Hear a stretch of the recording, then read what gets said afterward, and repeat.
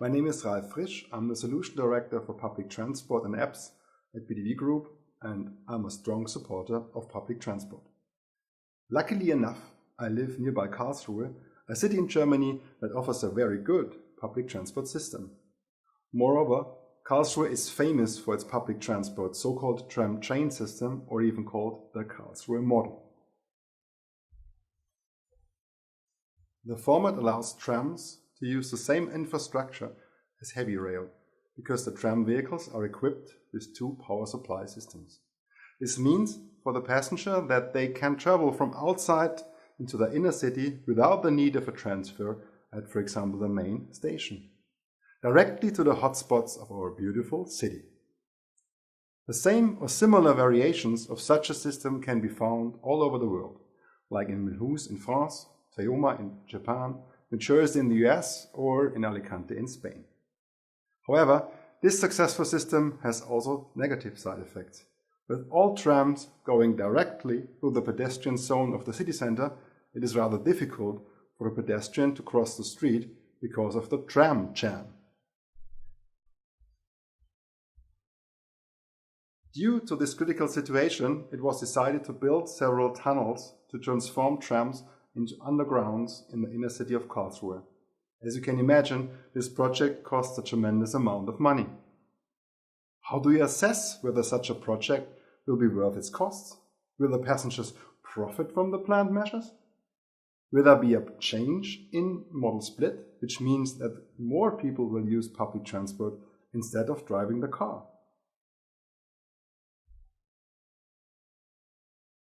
With strategic public transport modeling, it is possible to answer such questions before the money is spent. A multimodal approach enables you to evaluate the cost-benefit ratio of projects or determine the value between the differences of potential network scenarios. It might make a difference in applying a 10-minute headway on a tram line instead of a 20-minute headway, regarding the costs on the one hand, but also winning additional passengers on the other hand.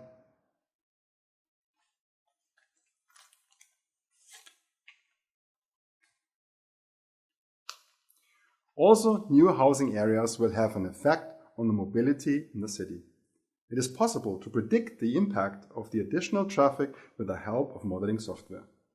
By setting up a demand model including several demand segments like individual transport, public transport, cyclists and pedestrians, you can evaluate the development of such a new part of a city. Please do not forget to link the new inhabitants properly to your existing public transport network. To calibrate those models, detailed mobility data is essential. You can import data from different sources such as household surveys, automatic passenger counting, or ticketing systems. In future, also mobile phone data will play an increasing role. Today's public transport must be more attractive to existing as well as to potential passengers. Expectations are high for both service quality and cost efficiency. These are challenging times for all parties. Around the globe, the PDV Group has assisted decision makers to find the right answers to fundamental questions regarding public transport. See you on the next tram. Goodbye.